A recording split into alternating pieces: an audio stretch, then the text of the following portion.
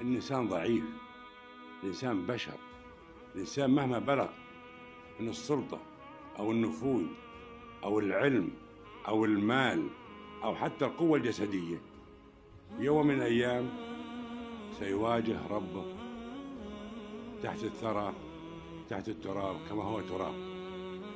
فلنعمل لهذا اليوم.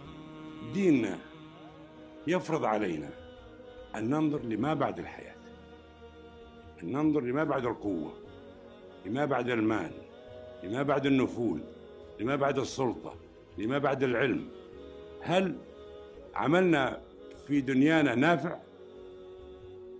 ونرجو من الله عز وجل أن يعفو عنا ويغفر لنا وأن يقدر ما عملناه جميعا، ويرحمنا عندما يكون لا ينفع مال ولا بنون إلا من أتى الله بقلب سليم.